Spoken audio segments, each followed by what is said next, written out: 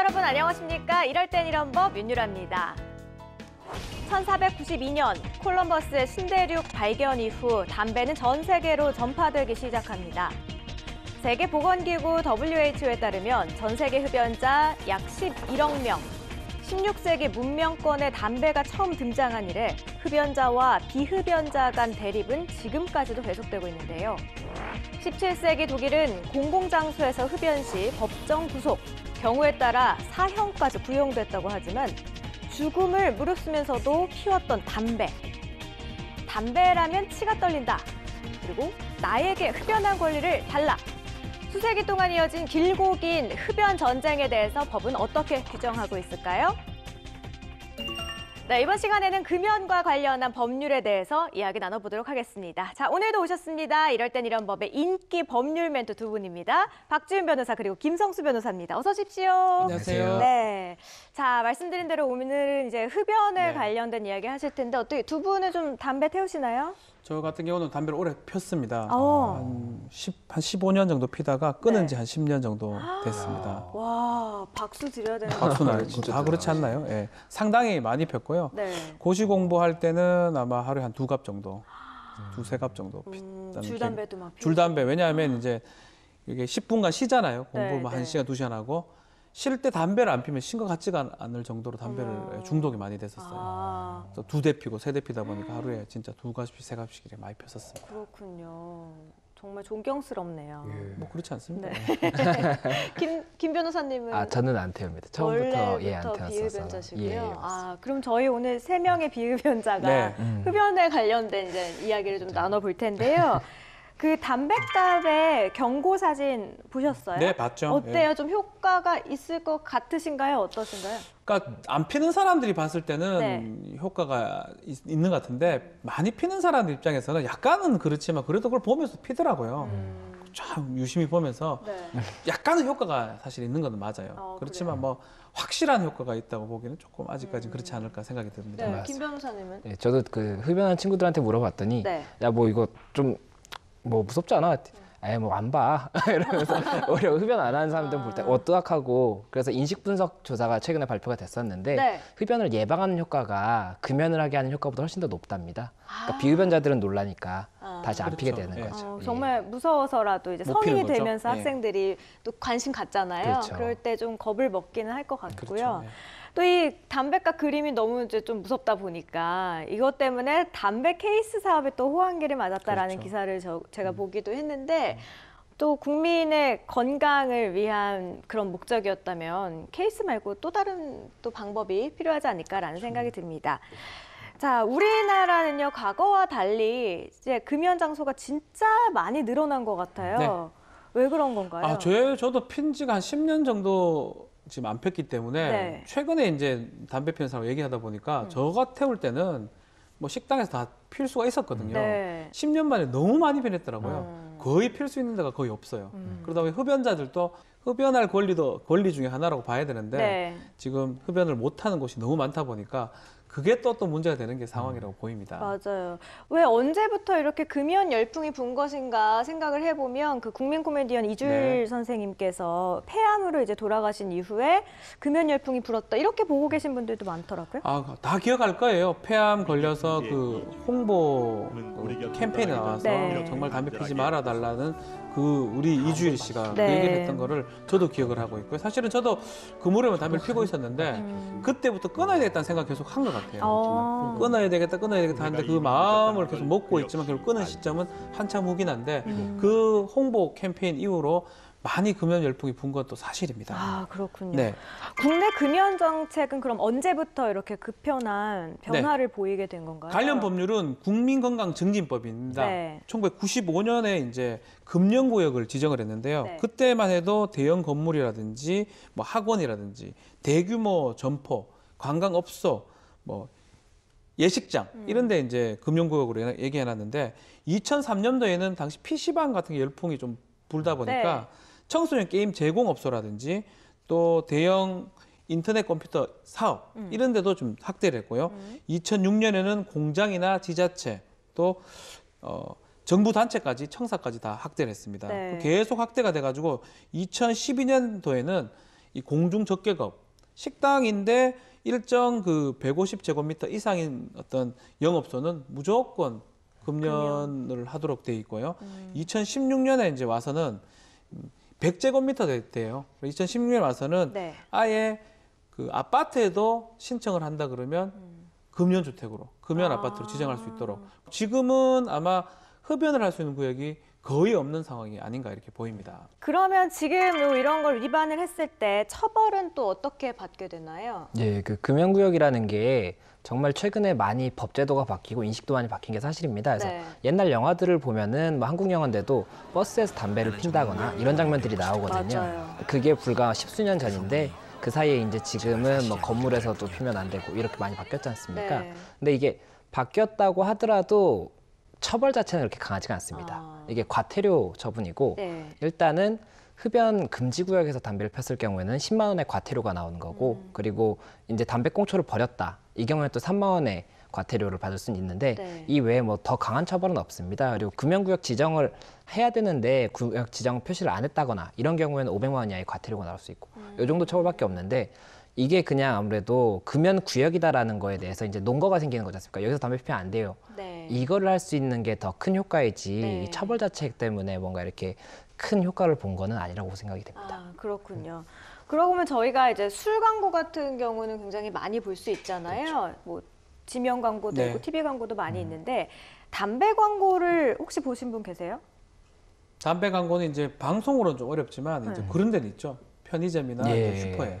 거기 말고는 없죠. 언론 없죠, 매체 예. 같은 경우에는 없는 것 같아요. 이게 법으로 금지가 돼 있는 건가요? 예, 그 국민건강증진법상에 그 광고에 대해서 담배에 대해서 특히나 주세보다 더 강하게 규정을 두고 있고 좀 더 구체적으로 두고 있습니다. 네. 그래서 그 말씀하신 것처럼 편의점 같은데 카운터에는 이렇게 담배 광고가 돼 있는데 네. 그게 실내에서는 할 수가 있는데 실외에다 광고를 붙이면 그것도 불법이 되고 예, 그리고 또 체육 행사 같은 데를 담배 회사에서 이렇게 후원을 하는 경우에도 네. 후원사의 이름은 올릴 수가 있는데 이거랑 연계해서 뭐 제품 광고를 한다거나 이건 또 불법이 됩니다. 이를테면 예. 뭐 PPL 드라마나 영화의 PPL도 그렇죠. 담배는 금지가 되는. 그렇죠. 그리고 또 그 내용상으로도 담배를 권장하는 내용의 광고를 하게 되면은 그게 불법이 되기 때문에 뭐 이제 드라마 같은 데서 멋있게 담배를 핀다든지 네. 이런 거는 그 광고에 들어갈 수가 있기 때문에 네. 이제 좀 안 나오는 그런 부분인 거죠. 그렇군요.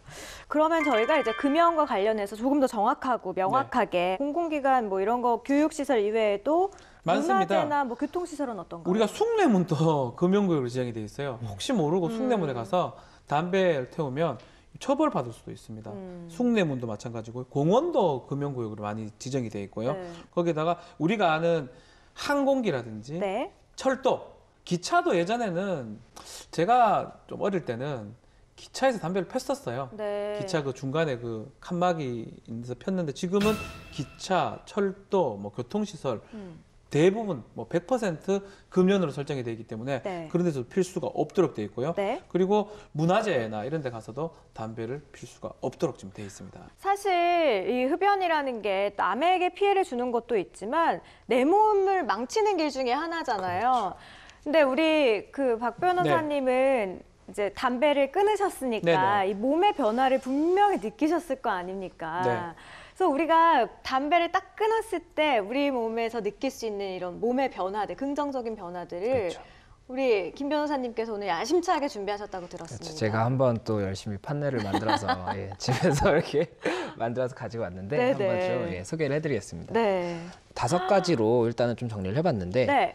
8시간, 금연 후에 8시간이 지나면 어떻게 되는지를 먼저 설명을 드리겠습니다. 네. 예, 그래서 보시면 일단은 그 흡연을 하게 되면은 혈액 속에 일산화탄소 같은 게 많이 증가를 하고 혈압도 올라가고 이렇게 되거든요. 네. 맥박도 올라가고. 네. 근데 8시간이 지나면 일단 혈액 속에 있던 일산화탄소 양이 정상화가 됩니다. 그러니까 보통 사람이랑 안 핀 사람이랑 유사하게 되고 네. 네. 다음은 2주에서 3개월. 네. 그 2주에서 3개월이 지나면 혈액 순환이 원활해지고 폐 기능이 다시 증가를 하게 됩니다. 담배를 피게 되면 폐 기능이나 이런 부분들이 많이 저하가 되는데 네. 2주에서 3개월만 지나도 이게 다시 일반 담배를 안 폈을 때만큼 많이 돌아온다는 거겠죠. 확실히 느끼셨어요? 어떠셨어요? 폐 기능이 좀 좋아졌다. 예, 훨씬 좋아졌죠. 예, 저는 뭐 살이 많이 찌더라고요. 그래서 살이 많이 쪘었어요. 예. 안 좋은 효과는. 자, 다음 예, 1년. 다음에 1년이 지나면 네. 예, 1년 지나면 심장병이 발병할 확률이 절반으로 감소를 합니다. 와, 이거는 절반까지 감소하는 거는 정말 끊을 필요가 있겠네요. 그렇죠. 이게 담배가 심장병의 큰 원인이 되거든요. 예. 그리고 5년이 이제 경과를 하게 되면 그때는 이제 암도 많이 감소가 됩니다. 그래서 구강암, 후두암, 식도암 등의 위험이 절반으로 감소하게 됩니다. 그리고 뇌졸중도 담배가 원인이라는 이야기가 많은데 이것도 이제 일반 비흡연자와 동일하게 되는 거죠. 그리고 이제 15년이 지났다. 15년. 이러면은 사실은 거의 비흡연자라고 볼 수가 있는데 예. 이렇게 되면은 심장병 발병 확률이 비흡연자와 동일하게 된다. 그러니까 15년이 지나서야 사실은 이제 동일하게 되는 거니까 가능하면은 흡연을 시작 안 하시는 게 좋고 하셨다면은 건강을 위해서라도 오래 이제 사셔야 되는 거니까 좀 이렇게 금연을 하시는 게 어떤가 하는 게 제 개인적인 생각입니다. 우리 박 변호사님은 한 5년에서 10년 사이 요쯤 되실 텐데 지금 어떤 변화를 긍정적인 변화를 좀 말씀해 주세요. 뭐 일단은 뭐 저는 이제 아이들하고 이제 안고 이런 것들을 할 수 있으니까 아이들 담배 냄새 싫어했거든요. 뭐 그런 게 긍정적이고 뭐 몸쪽 변화는 사실 잘 기억이 잘 안 납니다. 지금은 뭐 잘 오랫동안 안 폈기 때문에 다만 이제 비굴해지지 않는 것 같아요. 어떻게? 막 비굴하게 담배 피러 가야 되고 뭐 하여튼 냄새 난다고 뭐 냄새 지워야 되고 이런 것들이 지금은 떳떳하게 뭐 아니면 제 같은 것도 많이 남아요. 주머니 같은데 좀 더럽다는 이미지 그런 것들이 좀 없어져서 저는 좋다 생각이 들어요. 주변에 그리고 담배 끊으신 분들 보면 피부 그 안색도 진짜 맑아지잖아요. 네, 맞아요. 지금 피부 되게 좋으세요. 담배는 끊어 오래됐는데 뭐 많이 먹어서 이렇고 그런 거 연관성이 있는지 잘 모르겠습니다. 그리고 아까 자녀분들과 스킨십이 조금 더 수월해졌다는 말씀하셨잖아요. 냄새가요, 사실 그 흡연자분들이 이 담배 냄새 숨기느냐고 뭐 입에 못도 뿌리고 껌도 씹고 하시잖아요. 근데 그게 사실 냄새가 섞여서 더 이상해요. 더 뭔가 역할 때가 많이 있거든요. 근데 말은 못하지만 사실은. 저 같은 경우는 이제 정말 끊게 된 결정적인 계기는 저희 아들이 5살이었는데 그때 그 당시에 이 할머니 만나러 갔는데 이렇게 하고 있는 거예요. 그래서 어머니가 확 혼을 내셔가지고 야 이거 큰일 나겠다. 제가 맨날 놀러 가면 애 축구공 하나 주고 애 놀아라 하면서 뭐 이랬는 것 같아요. 그래서 이건 안 되겠다 싶어서 그날부터 아마 끊었다고 생각이 드네요. 또 아드님께서 아주 중요한 역할을 하셨네요.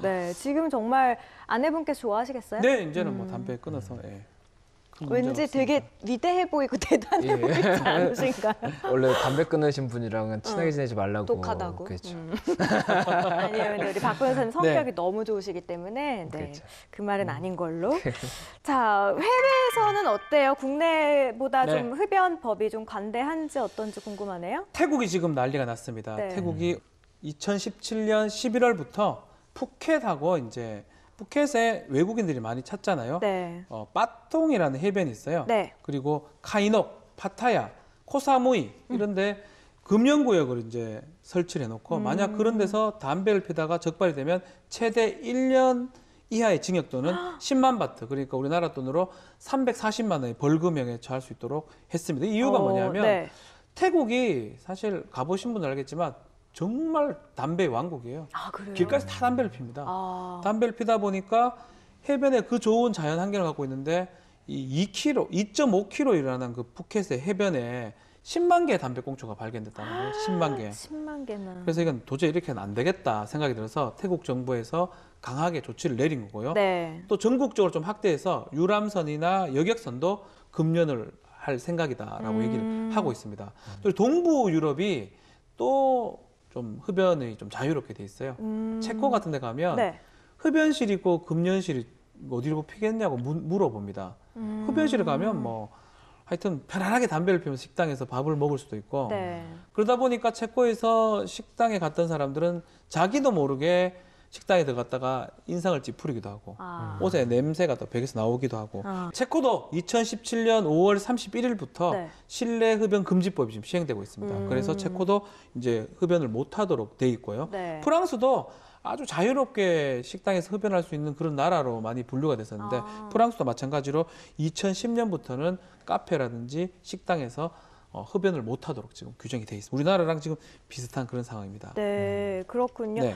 정말 의외입니다. 네. 사실 유럽 같은 경우에는 우리나라보다 조금 더 뭔가 흡연자들의 공간이 좁을 것 같았는데 체코나 프랑스 같은 경우는 조금 더 자유로웠다가 하지만 지금은 좀 전 세계적으로 봤을 때 금연 열풍이 불고 있지 않나라고 봐도 될 것 같아요. 또 다른 사례가 있을까요? 예, 그 금연 열풍은 세계적인 추세인데요. 네. 그 싱가포르 같은 경우에는 원래도 뭐 길가에 뭐 껌을 뱉으면 굉장히 벌금이 강하다 이런 얘기가 있잖아요. 네. 그래서 한국에서는 이제 담배꽁초를 버리는 경우에 과태료 3만 원이라고 아까 말씀을 드렸습니다. 예. 근데 싱가포르 같은 경우에는 네. 그 벌금이 굉장히 과다하고 최근에 기사가 2015년에 났었는데 네. 34회에 네. 담배꽁초를 버린 사람이 1,700만 원의 벌금형을 받아서 이게 핫 이슈로 이게 기사가 났던 소형차 값인데요? 그렇죠. 그분이 이제 몰래 버리다가 CCTV에 이제 찍혀서 덜미가 잡혀서 1,700만 원 벌금을 받았다. 이렇게 기사가 났었습니다. 그러니까 네. 싱가포르 같은 경우에는 이렇게 강하게 처벌을 하고 있는데 한국도 이런 부분에 대해서는 조금 따라가야 되는 게 아닌가 이런 좀 개인적인 생각은 있습니다. 맞아요. 싱가포르는 한번 여행으로 가본 적이 있는데 거리가 진짜 깨끗하긴 맞아요. 하더라고요. 그렇죠. 그러니까 그 이유가 있었네요. 과태료를 이렇게 심하게 물게 되면. 그렇죠. 그리고 쓰레기통도 굉장히 근처에 계속 있고 30m 네. 하나씩 있다라는 얘기까지도 있더라고요. 한국은 아무래도 그런 게 없다 보니까 맞아요. 좀 우리나라는 그런 게 변해야 되는 게 아닌가 싶은 생각이 있습니다. 네. 제가 들은 바로는요, 또 해외에서 운전 중에는 흡연을 하면 안 된다, 이런 것도 들었거든요. 근데 사실 차는 내 공간이잖아요. 내 그렇죠. 물건이고. 근데 거기에서도 금연인 거예요? 저는 이제 차를 운전을 하고 다니니까 네. 가끔 보면 창문 내리고 이렇게 담배를 피시는 분들이 계시는데 네네. 이게 다 연기가 들어오거든요. 그러면 맞아요. 당연히 막 이렇게 따라가는데 계속 연기가 들어오니까 그런 것도 불편하고 네. 또 이게 안전상으로도 문제가 있는 게 담배를 그냥 이렇게 딱 입만 물면 피는 게 아니라 담배를 일단 꺼내야 되고 꺼내서 라이터를 찾아서 불을 붙이고 불을 붙일 때는 또 이렇게 좀 집중을 해야 되는 거거든요. 아니, 근데 손동작이 너무 자연스러우셔서. 저 비흡연자입니다. 많이 좀 펴보신 제가 분 비흡연자입니다. 그래서 네네. 어쨌든 그렇게 되는 건데 네. 이런 과정 자체가 운전을 하면서 이루어지는 거니까 정차를 했을 때 잠깐 한다고 하더라도 이게 뭐 갑자기 신호가 바뀌면 하다가 가야 되는 거잖아요. 네네. 그래서 그런 문제도 있고 또 이게 담배꽁초를 버리시는 분들이 네. 이렇게 꺼서 버리는 게 아니라 운전을 하는 중이니까 휙 던져버리시는 경우가 있는데 안 되죠. 이게 뭐 산불의 이유가 된다거나 네. 아니면 정말 옆에 차에 들어가서 뭐 가죽 시트를 손상시킨다든지 네. 이럴 수도 있는 거거든요. 그래서 이런 부분들이 문제가 많은데도 불구하고 뭐 이제 모든 나라에서 다 이렇게 금지를 하고 있는 건 아닌데 인도 같은 경우에는 네. 도로 사정이 워낙 안 좋거든요. 소도 튀어나오고 이러니까 이런 경우에 좀 위험하다. 그래서 이제 인도 뉴델리에서는 이에 대해서 금지를 하겠다라는 얘기가 지금 계속 나오고 있는 상황이고 그리고 미국 캘리포니아 주랑 영국 같은 경우에는 네. 미성년자가 타고 있는 차에서 흡연을 하는 건 불법이다.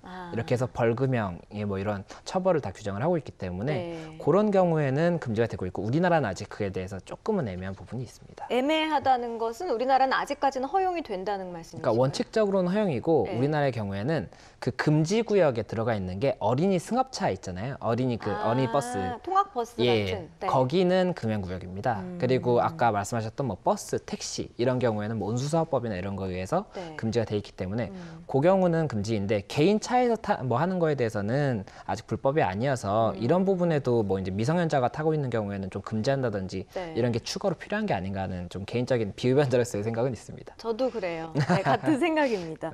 근데 건물 내에서 아까 이제 금연이다라고 네. 말씀을 하셨는데 그래서 그런지 아까도 그 변호사님께서 말씀해 주셨지만 흡연자들이 건물 밖에 유독 많이 똘똘 뭉쳐가지고 그렇죠. 네. 함께 또 담배를 태우는 경우가 참 많이 있거든요.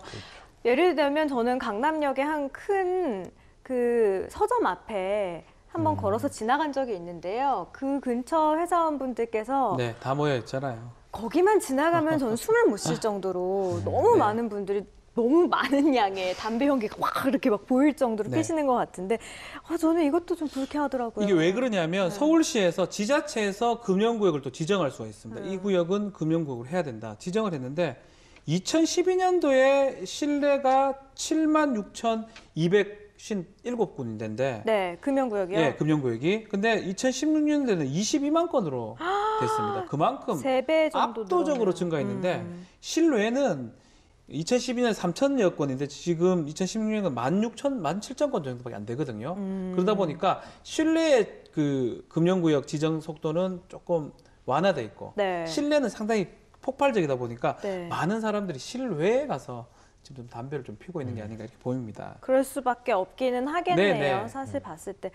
이거를 또 이해를 해줘야 하는 건지. 그분들 또 권리가 있는 거기 때문에. 그러니까 사실은 이거는 당연한 거예요. 네. 담배를 피는 권리가 끼견할 수가 있는 행복 추구권의 하나라고 봅니다. 네. 행복을 내가 추구할 수 있는 권리 중에 하나로 보고 그게 타인한테 손해나 뭐 이걸 주지 않는 이상은 그 사람의 어떤 그 권리를 보장을 해줘야 되는데 네. 그 보장을 하는 방법이 흡연실을 설치해 주는 거거든요. 그래서 흡연실 있다면 거기 가서 필 수 있도록 지금 되는 구조가 아닌가. 근데 너무 많이 금연구역으로 설정이 돼 있고 싹 다 그냥 흡연을 못 하도록 한다면 네. 또 그것도 좀 그 흡연자의 그렇죠. 어떤 권리를 또 침해할 수도 있기 네. 때문에 정부나 지자체에서 잘 조율을 좀 해야 되지 않을까 생각이 듭니다. 맞아요. 뭔가 흡연 시설이 조금 더 늘어도 되지 않을까라는 생각도 들어요. 그렇게 되면 비흡연자들과 마주치는 일도 사실 피해보는 그렇죠. 일도 좀 줄어들기도 하겠고요. 그렇죠. 그래서 네.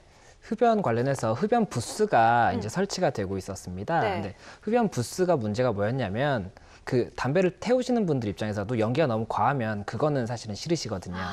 예, 그래서 흡연 부스가 굳이 있어도 그 옆에서 태우시는 분들 이런 경우가 있고 그러면은 결국에 흡연 부스가 있는 거랑 뭐 큰 의미가 없거든요. 그리고 실제로 또 들어가서 이제 담배를 피면은 거기가 너무 공기가 안 좋아서 네. 정말 건강이 상하는 느낌이 든다고 하더라고요.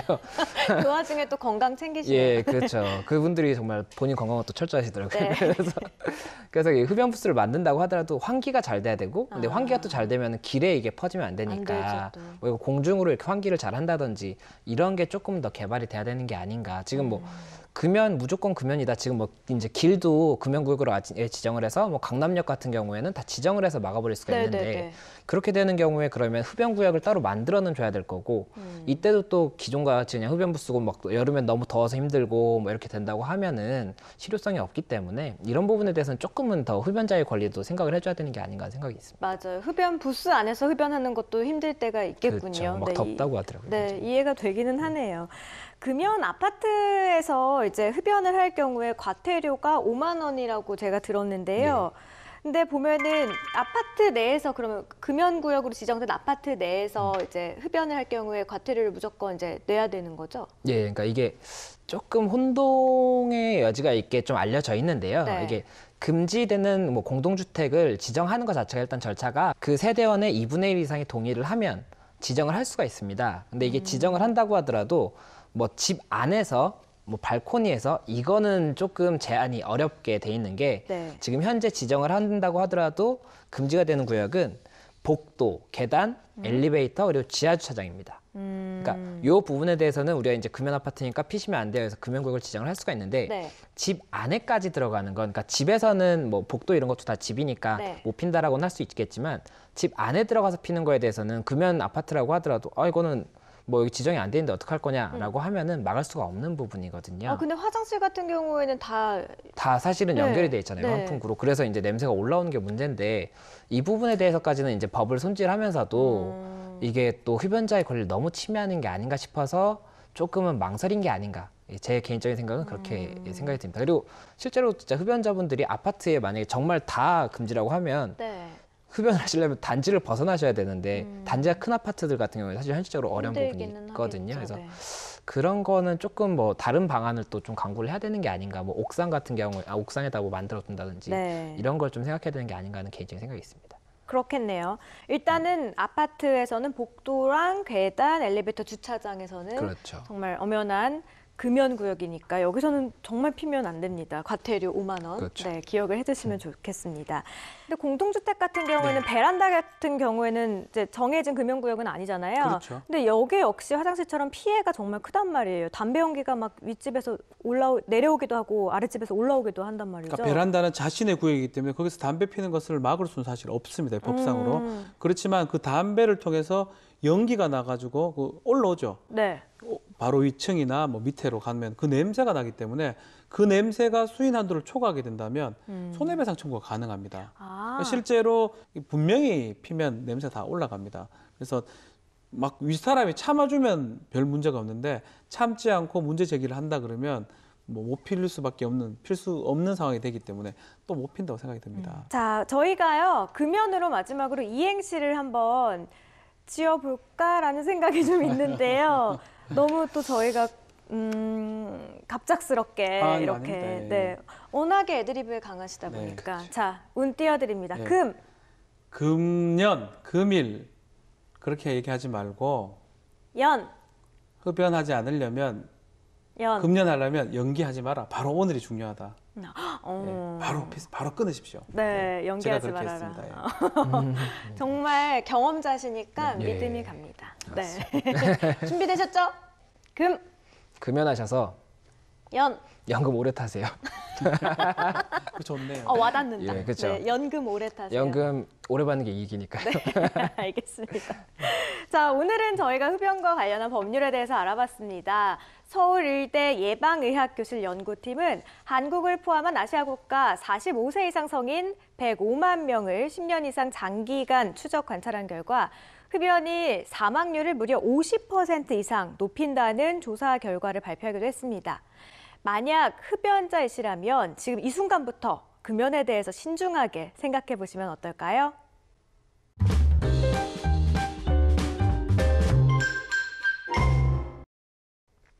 17세기 전반 광해군 때 처음 담배가 유입됐었는데요. 담배 냄새를 싫어한 광해군은 조선 최초의 금연 운동가가 됩니다.